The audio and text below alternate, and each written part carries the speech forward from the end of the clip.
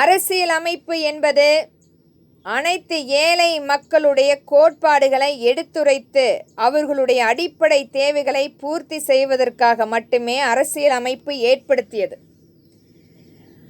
இன்றைக்கு நாம் பார்த்து கொண்டிருக்கிறோம், மறைந்த தலைவர்கள் அவர்களுக்கு ஏற்ப மக்களுக்கு சில திட்டங்களை மேம்படுத்தி ஒழுங்குமுறையாக செயல்படுத்தி காட்டியிருக்கிறார்கள்.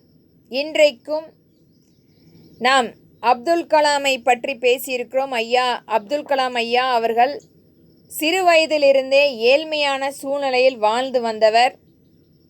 அவருக்கு ஏழை மக்களுடைய கஷ்ட நஷ்டங்கள் நன்றாக தெரியும்.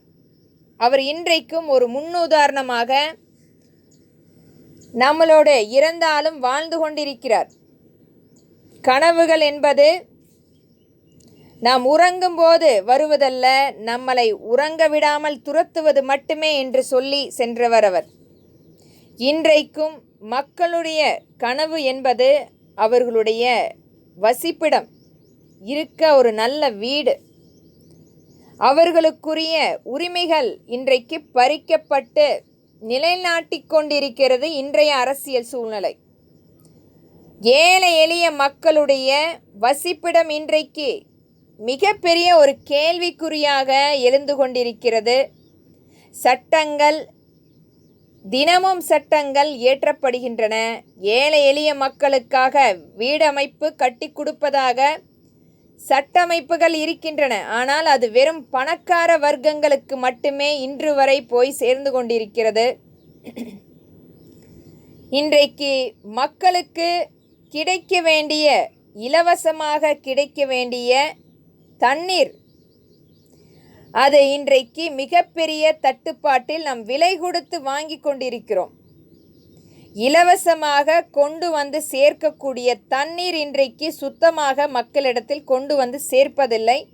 அதிலும் தனியார் கம்பெனிகளுக்கு நாம் விலை போய் கொண்டிருக்கிறோம்.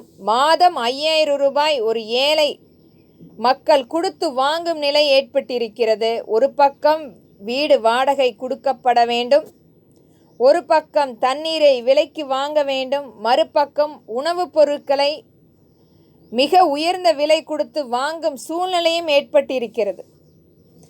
மக்களுக்காக அரசியல் அமைப்பை இன்றைக்கும் அரசியல் புரிவதாக சொல்லிக்கொண்டு மதம், மொழி, இனத்தை வேறுபடுத்தி வெறும் அரசியலை மட்டுமே செய்து கொண்டிருப்பவர்களுக்கு மக்களுடைய அடிப்படை தேவைகளை தெரிந்து அவர்களுக்காக போராடப்பட வேண்டும்.